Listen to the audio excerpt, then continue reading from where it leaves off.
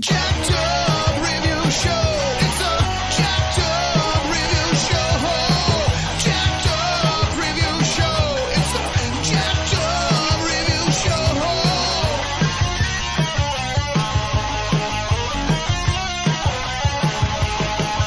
Join us as we cover many an insane movie and numerous cult TV phenomenons. Are you ready to get jacked up? Are you with us? Then listen on. Listener discretion is advised. It's a Jacked Up Review Show. It's a Jacked Up Review Show. Jacked Up Review Show.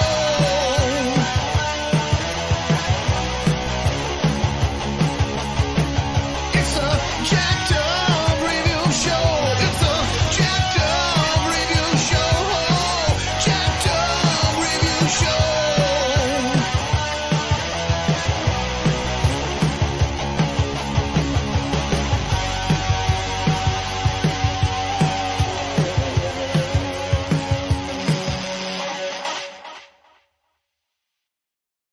All right. All right. I watched Krampus just today. Perfect. Oh, good. Alrighty. And we're back with another exclusive. We have Misties and cult movie fanatics. We got David Gherman. Hey, what's up, everybody? We got Jonathan Mark. Hello, everybody. And got Tom Lindaman. Howdy, folks. He thought you were Dell. Anyway. Oh, man. So, let's just do a roundtable. We got another just special character actress, and it's in the form of Toni Collette, fellow Australian. She's a fantastic actress, I gotta say. Yeah. And it is kind of wild. There's plenty of people who kind of... Yeah. Oh. Yeah. You got it? My bad. Jeez. All right. Phone home. Maybe she's asking, is that her calling you to put her in a movie? I don't know. No. I wish. All right. Yeah. It was kind of, she's one of those actresses, she's always done at least like 2 hit movies a decade. So whether or not you do or don't know this movie, it's interesting how she's just always kind of just been in enough material. I guess you could call it the Vincent D'Onofrio effect, where it's just like you've done enough to where it's like, yeah, either know whether or not you know the movie or like the movie, it's like, yeah, but that person's pretty cool. I can't ever say that she's ever played the exact same person. Not even in her comedy roles does she even go. Like, there's plenty of movies where she goes all out and just totally foul mouth, and there's other ones where she's very reserved and doing funny faces and smart ass remarks. So definitely a chameleon, I would say. Tom, do you have anything in particular that really stands out from her roles? The one thing that really stands out for me is how she can be a focal point of a movie without being the headliner. That to me is it's a gift. It's not necessarily something you can teach, but when you see her on the screen, you're kind of attracted to her. You're kind of saying, okay, what's she going to do next, or how is she going to get out of this situation, or what role does she play in wrapping everything up? Yeah, definitely. Whatever role she's playing, I've never found her miscast in anything. It's like, okay, yeah, she's an abusive person. Oh yeah, she's the best friend. You know, she's pretty much what it says on the paper, and she's finding the right ticks, finding the right things to pick apart. John, what was your intro to her? It's funny. The movie that introduced me to her was actually Little Miss Sunshine. That was the one. Oh yeah. Well, I really definitely when her star totally blew up towards like, if you don't know who this person is by now, it's like, who are you? It's interesting how much Broadway she's done as well as humanitarian stuff. Kind of, I didn't realize she was like married to like a independent singer, and that when she in between her first role, she was delivering pizzas and selling jeans in between auditions. So definitely someone who was a go-getter, just, you know, self-made success. And I'm like, that's pretty cool. So I'll just go, you know, just laid back through her the highlights of her resume. For this episode, I pretty much watched a few other key roles. So, you know, I always try and make sure I have at least a top 10. Granted, if I can't come up with any kind of top 10 for anyone, then I'm not going to do an episode on them anyway. But you know what I mean? Just to find their roles. The first role she ever did is a very big part in this business drama called The Efficiency Expert. And I didn't like it or hate it. It's by Mark Joff of, I think it's the same guy. No, that's a different guy. For whatever reason, I thought it was the same guy who did The Killing Fields, but no, that's a different filmmaker. This was an unusual movie. It basically had Anthony Hopkins as a business mentor to a then unknown Russell Crowe, and she has a big part as one of the many uncanny civilians in this village. Also has a then unknown Ben Mendelsohn. So if you must see every movie they're in, that's pretty much the reason to check this out. I didn't think any of the comedy or drama really paid off, but I didn't think it was a bad movie, if that makes sense. It was just kind of just like, okay, it's watchable, killing time kind of movie. And then after that, 2 years later, Muriel's Wedding was kind of the cult comedy that kind of put her on the radar. And that was another movie. I would always see parts of it on cable. It was often shown on channels like Bravo or Logo, and it's not a bad one. She's definitely still ever seen as the main title character. I mean, which is kind of a key thing if you're going to be the lead. But, I mean, she kind of just had that natural kind of energy that was right for the role, and that's what got her all this Golden Globe attention right away. So, you know, not a bad start. 96 and 97, she has a bunch of these cult comedies that you either have or haven't seen. I know Clock Watchers was an all right one with Parker Posey and Lisa Kudrow, and I was just always kind of like, I know a lot of the critics said she was a scene stealer in that movie, but I only recall the other leads in that. I don't recall her in that one. I don't recall enough about Velvet Goldmine either. I was just like, okay, so it's a knockoff of David Bowie's lifestyle. I think she's one of the girlfriends. So, for this episode, I did have to see 8.5 Women, and that was another experimental movie, which, again, she plays like 2 different people in it, but I didn't remember it. But Sixth Sense, I think, is one that we've all seen that really stood out, you know, in such a key role. Once again, gave her some award nominations, so it's like, okay. Yeah, that's the first film that I became aware of her in. You kind of often forget about other people who are in that movie, and it's nothing personal. It's just because, you know, you're so distracted by, you know, the 2 main characters' journeys. And the horrible ghosts. Right. It's true. All the scares. I've always remembered her scene, especially when it's in the car with Haley Joel Osment. That's the one that, she has a meltdown. Yeah. but it's so well done and very well acted from her. Didn't it make you think of the Babadook? Did her performance in that make you think of the mom from the Babadook? I don't remember anyone in the Babadook, actually. So. Oh, you haven't seen it? I've seen it. I just couldn't get into it. It's got a similar, vibe about the mom who's overwhelmed and the kid is weird. And well, there definitely was a lot of weirdness in that one. And so then Tom remembers her role in Shaft. Yes. You remember that too. And what really drew me to her was just how much of a linchpin she was for the entire story without being any one of the main characters. And you have to say that in that movie there were a lot of breakout roles. Christian Bale was in it. Right. And Type Psycho. Yes. Vanessa Williams held her own. Samuel Jackson, fantastic as always. Yeah. Making fight for every other actor from The Wire.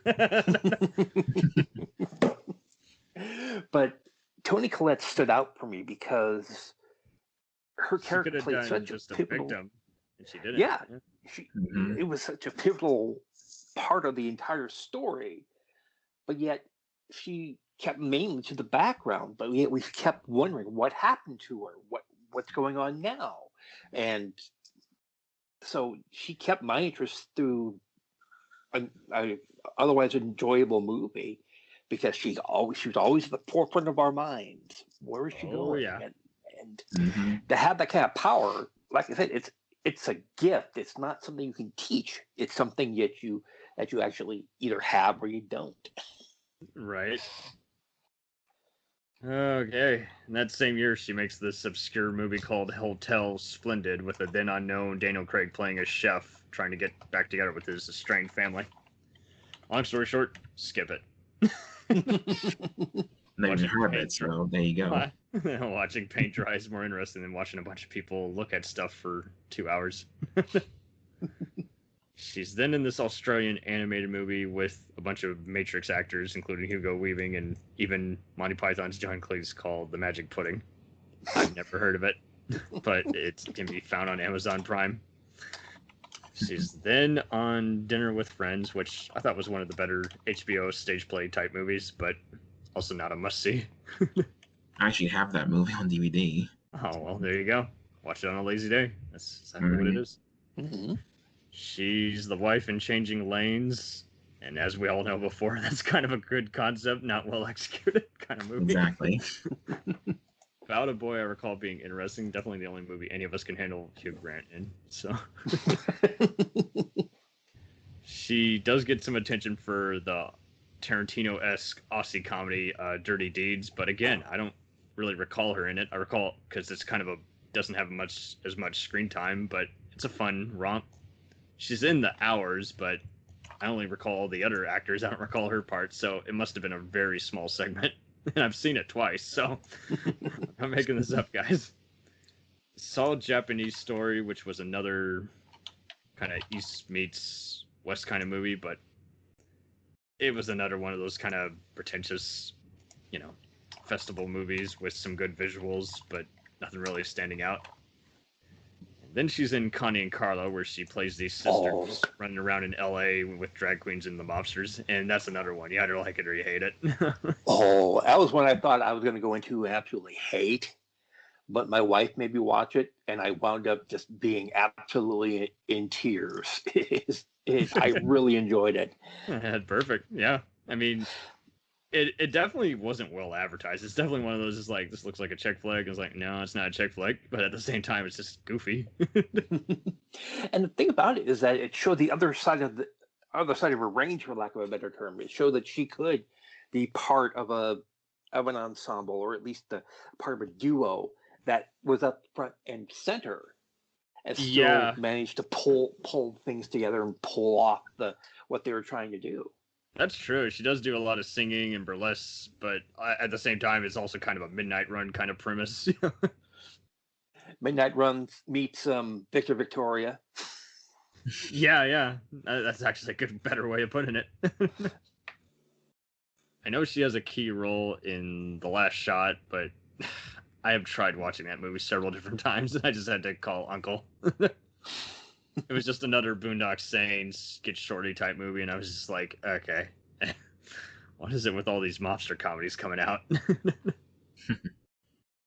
Then there's In Her Shoes, which I recall being respectable, but again, it's not my kind of movie, so I didn't really listen in on it. And then, again, we got Little Miss Sunshine. So why does this movie just kind of hit its mark and kind of live up to the hype?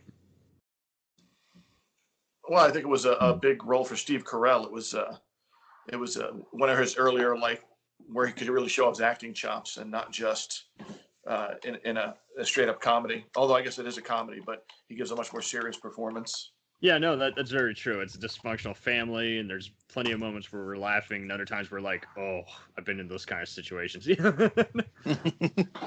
Well, exactly. That's one that balance, the tone with the humor and the drama.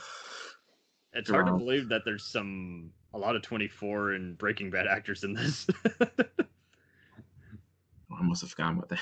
Mary Lynn is briefly in there as the Front desk gal, Bryan Cranston, and Dean Norris have brief moments. That was a Bryan Cranston. Yeah, and then there's Beth Grant from Mindy Project and Wallace Langham from CSI. So there you go. There's some interesting actors as well as unknown. Definitely made Abigail Breslin a bigger star, and Alan Arkin's great as usual. Might have to do an episode on him. I believe he won the Oscar for that one. Oh, well deserved. Alan Arkin. Yeah, Alan Arkin. Yeah, Yeah. He does deserve an episode. Yes. He's one of my favorite actors. Yeah, he's literally the Mhm. only actor, one of the few actors, kind of like Morgan Freeman. I can't think of a single person who hates that dude in any movie he's in. Nope. This is like, he's just, and if you guys got time, you might even check out his Turner Classic Movies, sit down, where he really does kind of, instead of giving a boring, rise to fame story, he gives just a kind of a laid back, how do you find the comedy in life, let alone in every production. And I was like, that's brilliant.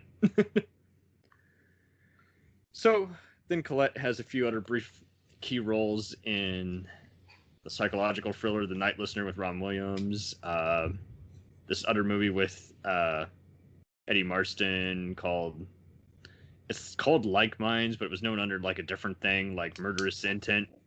Either title you watch it under, it's kind of a generic, psychological film. Then she's in this other movie, Like It or Hate It mystery called The Dead Girl. For this episode in particular, I prepared by watching the 2-part HBO miniseries event, the Tsunami, The Aftermath, which chronicles the 2004 Thailand tsunami. It was not bad. It instead of just kind of, endless, depression or everything, they just kind of just circled around, just kind of chronicled it and made it an interesting docudrama from different perspectives instead of so-and-so, they're dead. So then he has a few other kind of ensemble movies, even appears in a few movies playing herself. And then I think what really got her some award attention again is she's on that Showtime drama comedy show, United States of Terror. Mhm.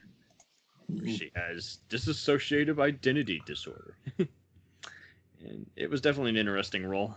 Because, she basically, had to play all these different personas, let alone do all this daydreaming and everything. I think that's why it had a perfect kind of relatability, is that she's got a totally different kind of disability, and yet she has what all of us kind of want to do, where we want to escape our boring lives once in a while. It's true. And then she's in a few other kind of laid-back dramas and comedy that get reasonable, respectable fanfare. Like mixed reviews on whether or not the movie's good, but good acclaim for her portrayal. One in particular is the 2012 film Mental. I haven't seen it, but I definitely want to after seeing the premise and the stars attached to it. I don't remember anything about the Fright Night remake, so I'll let everyone else here clue me in. I remember liking her portrayal on that one. It's been a long time since I've seen it since the theater, so Everyone just seems to have like a very hostile relationship with it, or a pretty laid back relationship with it. It's much like the Carrie remake. I can never get an exact consensus. I'm like, for real? Usually there is, one way or the other. I remember liking it. That's all I remember. Okay, well, there you That's all I go. can say. Gherman, did you ever see it, or did you bother with it? No, I have not seen it. I'm sorry. No, it's all good. She has a brief part in, once again, co-starring with Anthony Hopkins in Hitchcock. And that was one of those where I found it watchable, but it was so just glaring inaccuracies. Like, they took so much. When you know kind of the real stories about his stuff, it kind of just left me just kind of saying, what does it really signify? It just felt like they wanted to get some cheap references in instead of actually making sure you had a concise narrative. That's why I thought, Yeah, and I'm interested in it because of my wife. She made me into a Hitchcock fan. So I bought her the Blu-ray of it one year for her birthday, and haven't had a chance to sit down and watch it yet. But I'm looking forward to it. Yeah, I didn't regret watching it, and at the same time, I was left with nothing. But like you say, it is kind of one of those. Is like, unless you're a film buff, there's really no reason to watch it at all. um, and if you're such a big Hitchcock fan, you're gonna just see some glaring inaccuracies where you're just like, okay, what? So then she reunites once again with Steve Carell for this other indie comedy called The Way Way Back. I actually saw this in the theater, and I thought this was a pretty laid-back drama comedy that not enough people were talking about. Which they should, honestly. Yeah, it was even co-written and co-stars Jim Rash, the principal from Community. Oh, yes. He does. It's a pretty banged-up script, just pretty cool characterization. And then there's this one performance on that one. Oh, absolutely. And the kid, was very fascinating. He wasn't a whiny asshole who you're just like, kill me now. He was really well laid out. He's like, yeah, I feel like I've had a restless summer like this before, just where I just wandered around. It's never been in East LA, but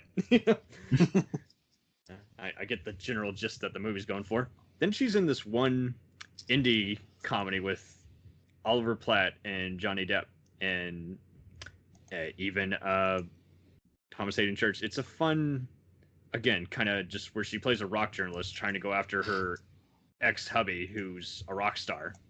And the rock star is played by Johnny Depp, and it's one of those you don't see him till the very end, and it's so awesome, the build-up. It's like, who is this rock star we've heard about, was the shit, who conquered this garage rock scene, and and it's just so good seeing Depp not in a, formulaic pirate sequel. It's really great just seeing him here in this, because he has embraced the rock star life before, and it just felt so natural. He acts really well with his eyes, and she plays around a lot with a lot of the stuff, has a lot of awesome quirks in how she covers all this independent version of Rolling Stone magazine. Then she has a brief role in the movie Enough Said. I wouldn't need to rewatch it. I haven't seen it in a while. I do recall her being on a limited event series called Hostages. And this was based on much like Homeland, it was based on an Israeli show. And then, this American version, took the same formula where, some ex-Secret Service, basically a bunch of Secret Service agents and rogue FBI guys decide to take this random surgeon hostage and have her try and poison the president. It was one of those. It was rather intriguing at just like 10 episodes, but it wasn't. I watched it at like the worst possible time where there was only so much I could keep up with, And then she's in this other laid back movie called A Long Way Down, which has Aaron Paul, Imogen Poots, and Pierce Brosnan. I thought it was okay.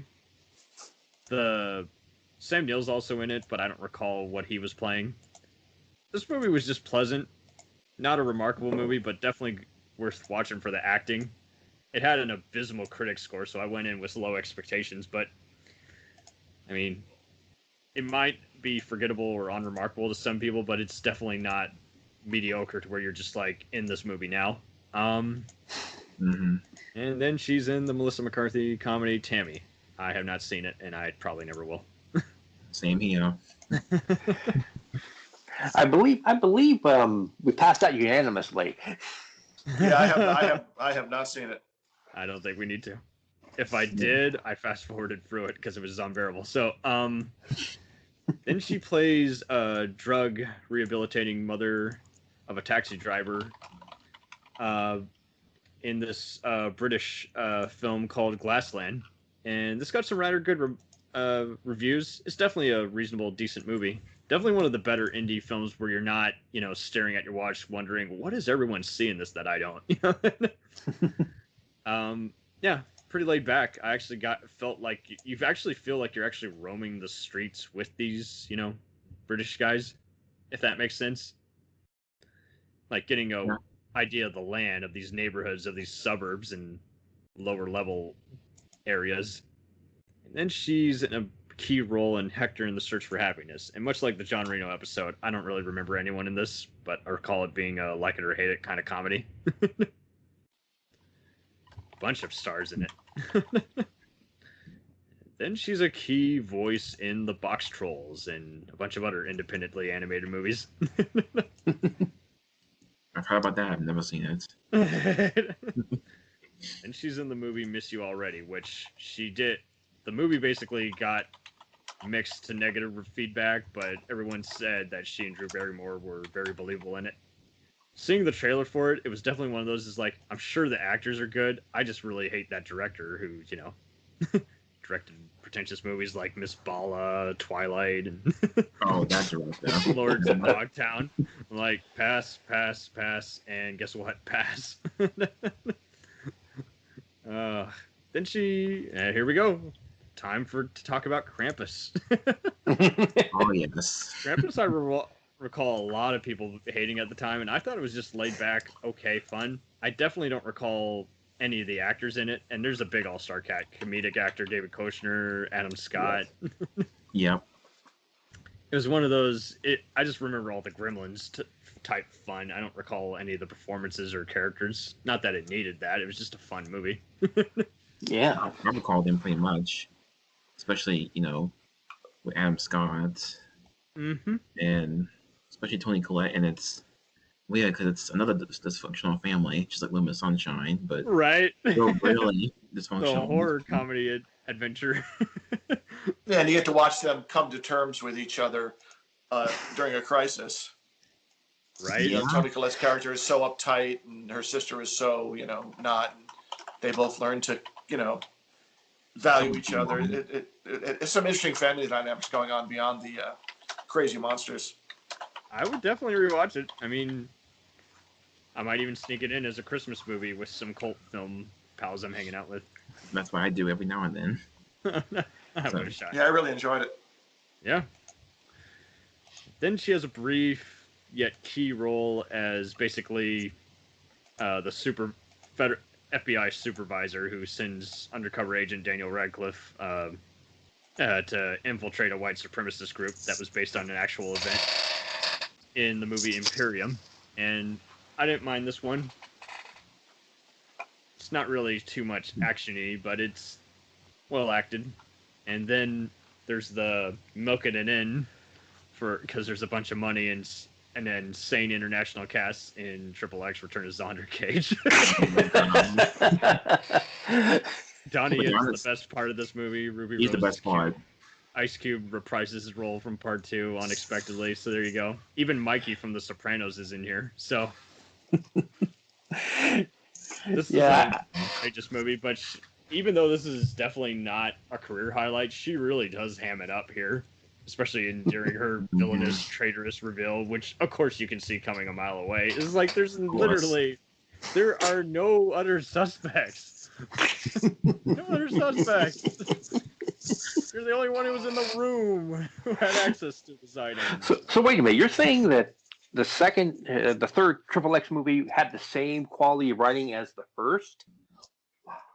Well, see, I'm that's just shocked. it. Yeah, shock. I think the thing is, it's both shitty and they kind of a little self-aware, if that makes sense. They do so many other moments where they're just talking to the camera. At one point, Donnie and Vin are looking at each other just like deadlocked, like from yards away in a nightclub. And then literally in the next shot, they're standing right aside from each other. And I kid you not, me and my friend were in the theater watching this and we both lost our shit. We just literally just about shit boulders laughing. It was insane. And then she's in the modern day warfare drama, The Yellowbirds. I don't remember anyone else in this movie. There's plenty of cast members in this movie, but it's another, lo and behold, what haven't we seen in this melodrama? Cry me a river.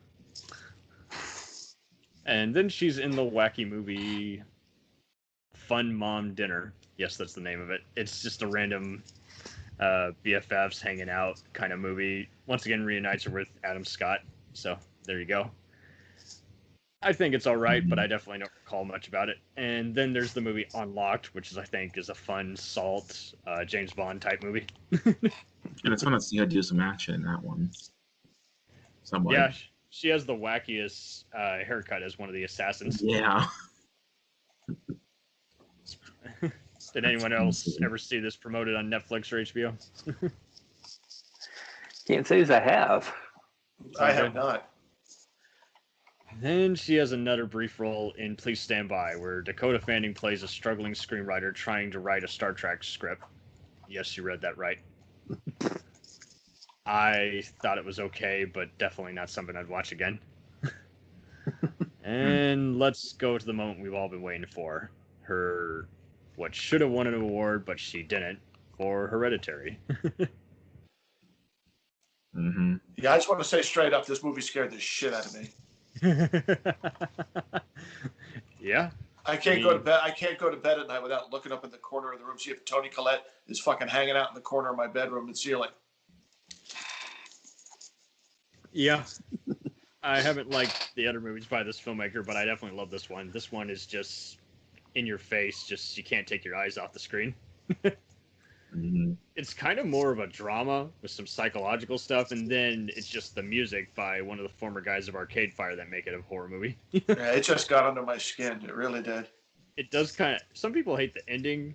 Personally, I like it when shit hits the fan in an Exorcist, Hellraiser type movie. So I'm just kind of like, okay, it is what it is. And then she's in the Netflix movie Wanderlust, and yeah, it's another couple swapping kind of movie. Not my thing at all. I was just like, okay. She does get the best line too, where she's arguing with her ex in like the premiere episode. He's like, "What won't I hear out of your mouth?" And she's like, "Oh, I got more than just words that are in my mouth," or something like that. I'm like, "Oh, that's the total. That's what she said." Joke, and I'm just like, "Damn." And I will say, she's in the real life complex crime thriller Unbelievable, where they do some investigation into just a very hard to prove kind of rape, and it's actually a rather pleasant to watch kind of movie. Like, the crime has already happened and it's just, you know, some mystery unfolding. I will say though, it sometimes has way too much padding, but each time she's on screen, she absolutely brings this to life as one of the federal agent partners. And so let's bring us to some other stuff. I know she's in the movie Heart Beats Loud with Nick Offerman. I was not into this movie at all. And I really wanted to like it because it was a music drama. And I just kind of was like, okay, whatever. Yeah. And you expect something with Nick Offerman to be at least somewhat entertaining. Mm-hmm. Then she's in some other stuff like Birthmarked and Velvet Buzzsaw for Netflix. Again, I saw these, remember nothing about them. Nothing on her. It's an ensemble cast. It couldn't have been bad, but it just wasn't. However it came out of, it just probably sounded better on paper. But that's okay. Let's go to two hits in 1 year. Let's go to Knives Out. Ah, yes. Good movie. Enjoyed it. Great performances all the way around. Absolutely. And I think what really works with this whole movie is that everybody, you really do buy into their just their personas, their characterization. You have enough to go on without needing over explanation. That same year, she's in this movie called Dream Horse. Excuse me, where she's doing just that. She's raising a racing horse. Has a pretty big cast, including Damian Lewis and a bunch of other Australian British actors. So I'm definitely would be down to see it. I know a lot of people were liking Charlie Kaufman's I'm Thinking of Ending Things. Did anyone ever see that? Or No, that's not that. Nope. I'm good. I heard it was very strange. I definitely got nothing out of it. Yeah, it's Charlie Kaufman. It's going to be strange. It's definitely going to be strange. Usually he has kind of some kind of themes to go on. All I saw was a bunch of actors who looked like they had walked in on a Wes Anderson movie. Well, yeah, Charlie Kaufman films do feel a lot like Wes Anderson films. There you go. So now her most recent credit was being on Chrysalis, which is a audio drama with Corey Hopkins. I have not seen it yet, and unfortunately, we are a few weeks away from another Netflix space movie that's coming out for Netflix called Stowaway. Yes, the trailer just came out for that. You're right, and so sorry guys, we were not able to review that because it's not fucking out yet. Or could we? But yeah, dun, can we? dun. Yeah, someone in the vault. Can we hack you? And watch the movie. But once again, I think she fares well by always being part of an ensemble, and she's never tries to outdo anyone, but she's just so in tune with her characterizations that you really do, anytime she leaves the room, you're like, wait, no, come back. She's the most interesting character. Yes. Whether the movie is good or bad, that's a whole different story. It was like, she owns it. And I think it helps that she is either doing enough research for whatever she's taking on, or she knows whether she needs to dial it up to 100 or not in terms of the quirks or the seriousness. It helps that she's done a bunch of dramas that have both comedic and mystery elements, so she definitely has a lot of barriers to play around with. I don't think she's worked with too many hack filmmakers, thank God, and I think it helps that, more or less, even when she's been playing a bunch of concerned parent roles, she's kind of avoided that from being a typecast by always being kind of either a source of exposition or having a character who has their own personal dilemma and struggle to have to overcome, so that's pretty cool too. Mm-hmm. But yeah, she's got a bunch of nominations, and I can't say that any of them aren't merited. But that is wild. I would have thought they would have... A lot of people like to say that certain academies aren't into certain awards for certain stuff, but given how artsy Hereditary was, I would have thought that would have squeaked up at least a nomination for her. But whatever. It is what it is. It's their loss. And this is why the aliens don't want to communicate with us. You're right. Communication. This is the thing.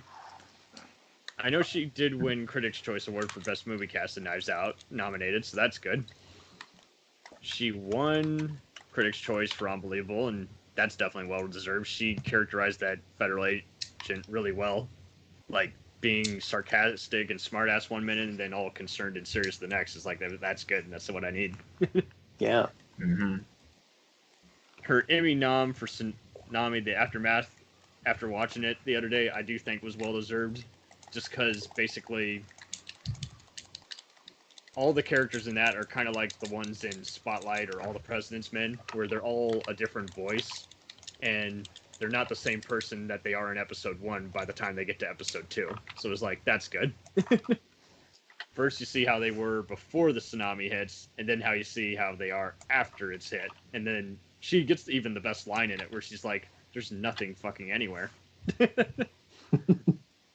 Anywhere. Mm-hmm.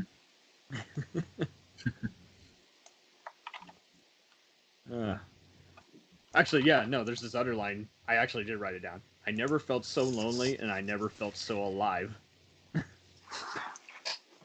Perfect. Yeah. Yeah.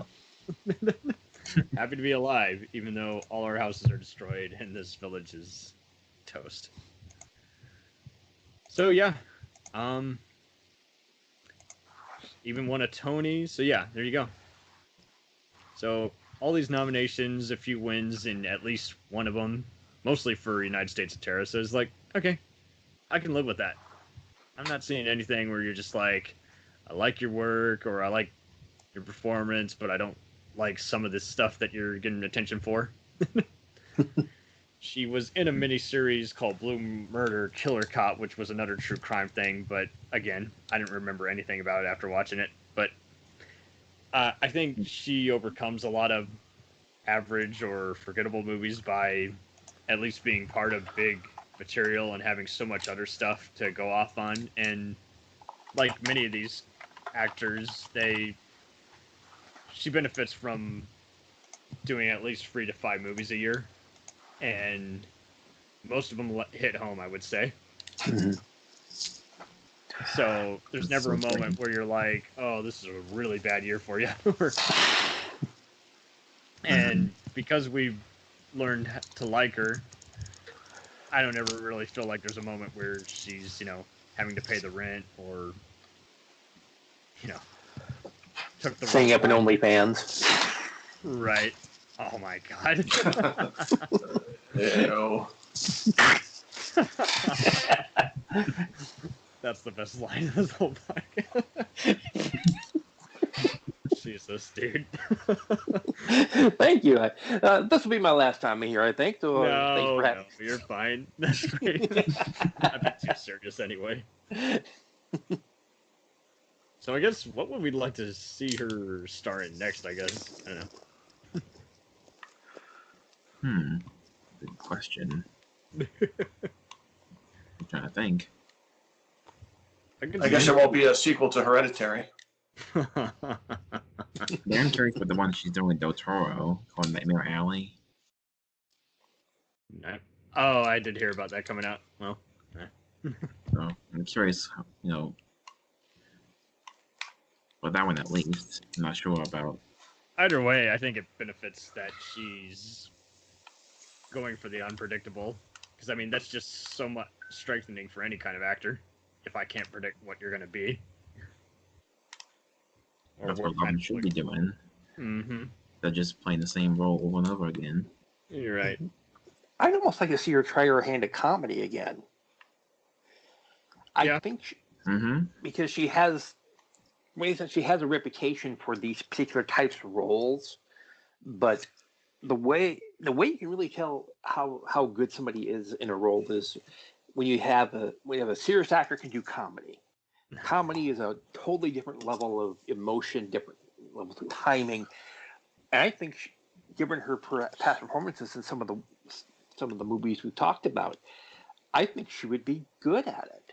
And get her the right script, get her the right person. Like maybe be somebody who She could be a stand-up comic or a circus freak or something like that. She seems like she can do a lot of that behind-the-scenes kind of thing. yeah, I'd almost like to see her do sort of like a self-deferential kind of comedy movie, where she plays a character actress who gets typecast and she wants to break out into something else. Yeah, and I'm really surprised at how many people seem to know her. Like, it's not even a cultural thing. I have many minority friends who know who she is. I know many other pals who are or aren't into, award-winning stuff, and they, for some reason, she's managed to pick every kind of brain and be in every kind of production and hit home each time. So, yeah, I mean, Yeah. And like many of these actors, it's the right amount of tons of work, but not excessive to where it's like, okay, now you're just saying yes to everything you're offered. It's just trying not to do Nick Cage or Eric Roberts. True. So overall, I mean, I'm gonna let everyone promote themselves.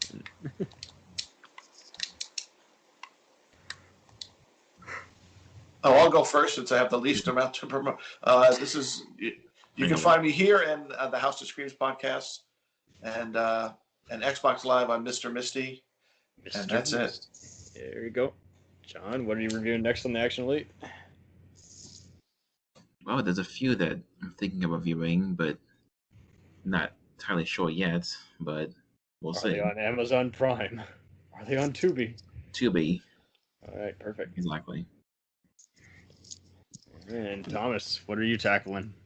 Well, you can find me on Facebook at RiffPix and the various MST sites, the various B movie sites, and lately I've been delving more into radio dramas. So I've been looking into, in particular, the Green Hornet, which is one of my favorite heroes from the radio era. Nice. So if you remember any of those groups, you'll be seeing me sooner or later. Probably sooner. Perfect. RiffPix used to be public, and then I think people kept sharing some stuff that was a little too off color or not safe for work. Sometimes they were even just sharing the post, and the other big issue is sometimes even on the Strongest Connection or even on a public thing, the posts were just not showing up. It's like, Yeah. this literally just got released today, so I don't know what's going on. That's all that's cooking, guys. And as always, we're always doing some specials here. Because we're special people. Oh, yeah. We'll return after these messages. Hey, feeling down? Feeling low? Not enough podcasts about movies in your life? Why not try They must be destroyed on sight. the new Podcast Cure-All? Sure to get you right with the world and on a path to better living. We have exploitation, we have Italian horror, we have zombies, we have slashers, we have crime films, we have spaghetti westerns, we even have sci-fi and sex comedies. So take a dose of They must be destroyed on sight. as needed, and let the hosts, Lee Russell, Daniel Harper, Paul Romali, and the odd guest host cure what ails you. Warning, may cause atrophy, African consumption, black fever, bone shave, chin cough, colic, cramp colic, dropsy of the brain, elephantitis, grocer's itch, jaundice, mania, miasma, mortification, palsy, Pott's disease, rheumatism, scurvy, St. Anthony's fire, summer complaint, and worm fit in some people. Consult a physician before listening.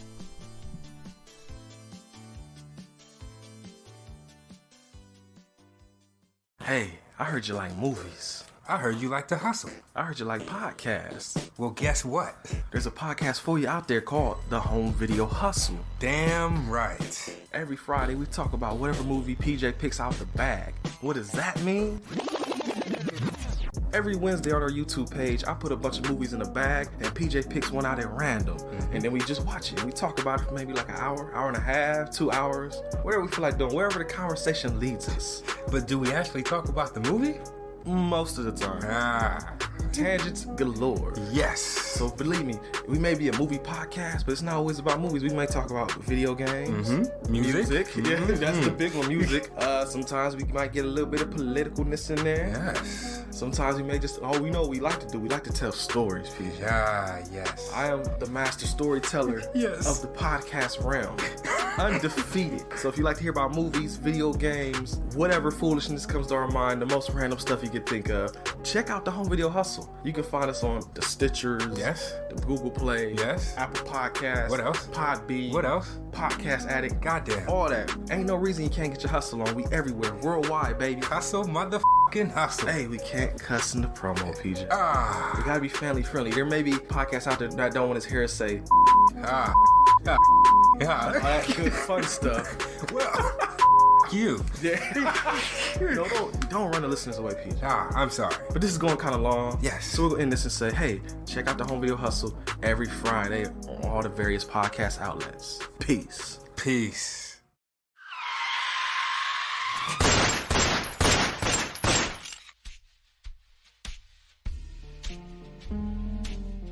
As far back as I can remember, I always wanted to be a gangster. And while Witch didn't make it to the top of the world, he did make the Gangs of Hollywood podcast. So join the gang and enjoy a movie review podcast about movie gangs, gangsters, mobsters, and the mayhem they cause. You can find GOH Podcast on Facebook, Twitter, and Instagram at GOH Pod at www.gohpod.com, as well as your favorite podcast listening app. And remember, say hello to your little friend for me.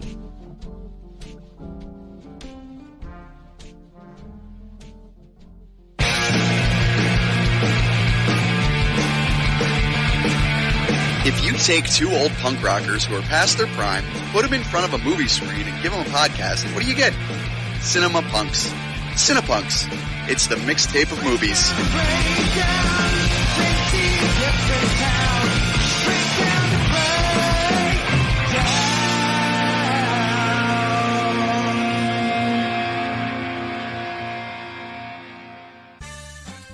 Did you ever see a film at such a young age it left you traumatized with cinematic wounds? Necrophilia. It's a dead issue, man. Don't push it. Cinema Psyops is a weekly podcast documenting an ongoing experiment on the mind of an unwilling test subject. No one should have to watch this movie. Oh, no one should have to watch this? No one should have to watch this movie. Surprisingly, it's not a topic that a lot of people really want to tackle. I'm shocked, prudes. I know, really. Right? It's the next sexual frontier that no one wants to explore. I am, in the most sincerest of senses, disappointed in you.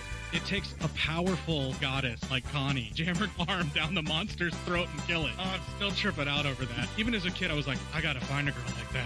Every week, I get a new look of disappointment that I never thought I could get out of it. Unimaginable. At 12 years old, you should not be watching this movie. Obviously. At 13, you should not be. 14, you shouldn't be. I'm not entirely sure even 17-year-olds should be watching this. Just because you're offended by something doesn't mean that you have the right to demand that it doesn't exist. Watching this film again, I had all of this like little nerd glee with everything that kept little popping history up. doll popping up absolutely. at you. So I totally loved this film. Hey, I know why you couldn't see that. It's because your brain's warped from watching this shit at 12 years old. Yeah, this is a rough movie. I told you ahead of time when we were getting ready to do it that it was How going to be did a you rough watch one. this shit at 12? Because physical wounds heal, cinematic ones don't. Listen to Cinema Psyops.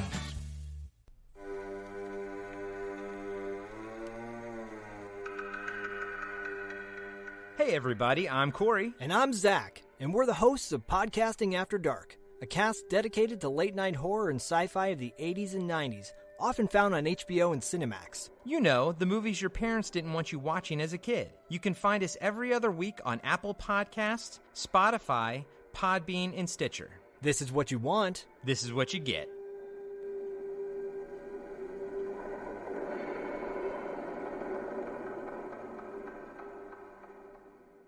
It's time, let's check our cue, baby. Pair it with a couple brews, baby. We love good movies. We love the bad ones too. So we watch them all and pass their lessons on to you. Oh yeah.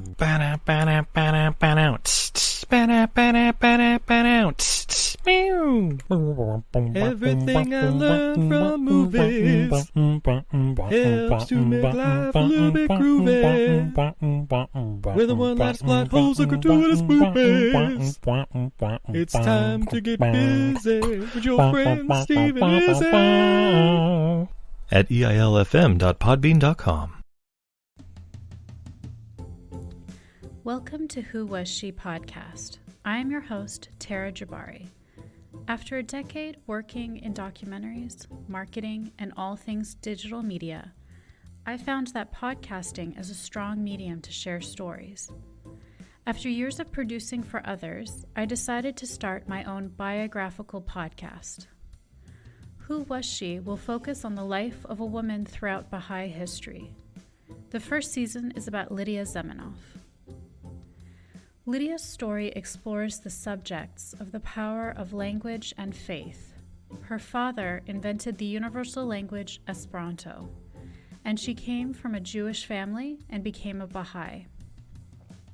She grew up during World War I and was killed during World War II in a concentration camp, despite heroic efforts to save her life. How can one person's life intersect with so many others, connect across borders, and inspire a biography which inspired this podcast? Over the next few weeks, I will share her story with you and the lives that were most affected by her and those who affected her life as well. They include her father, Ludwig Zamenhof, her spiritual mother, American journalist Martha Root, and the Baha'i German soldier Fritz Mako, who worked for the resistance undercover while having to serve the Nazi Party. I want to thank the author Wendy Heller and George Ronald Publishing for their blessing to let me use Heller's biography, Lydia, The Life of Lydia Zamenhof, Daughter of Esperanto, as a main and instrumental resource for this podcast. So please subscribe and learn about this amazing woman who traveled through 3 continents in an effort to bring unity through the power of language.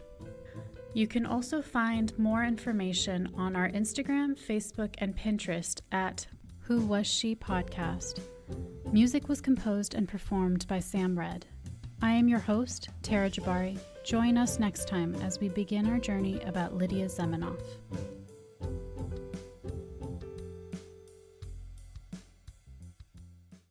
Hi, everybody.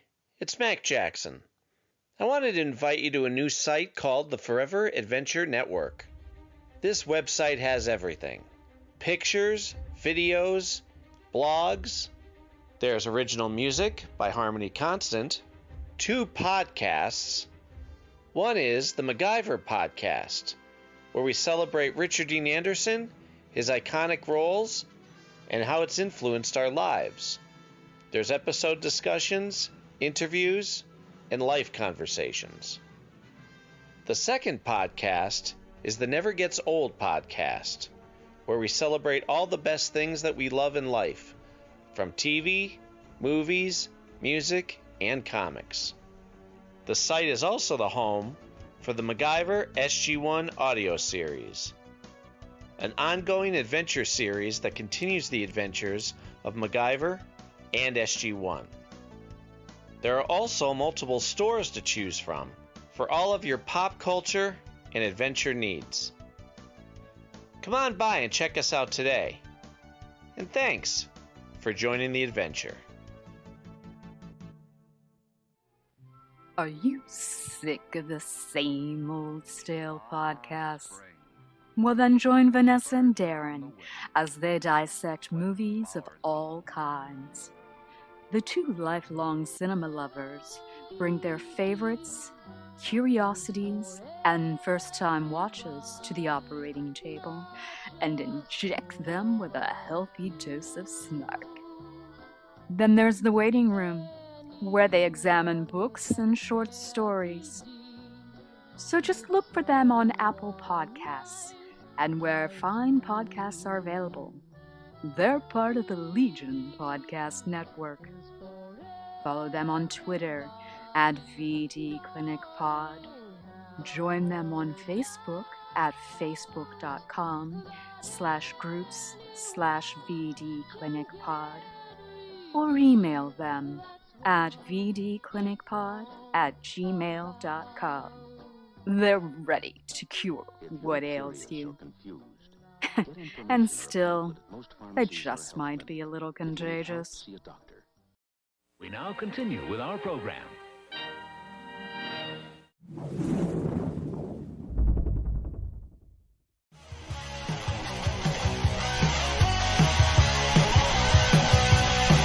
Follow us on the web on Facebook, Twitter, and Instagram. The podcast is available on Podbean, Spotify, iHeartRadio, Anchor, Apple, and anywhere else podcasts are available. Feel free to review our show and leave comments on any of those sites. Thanks a million for listening. It's a jacked up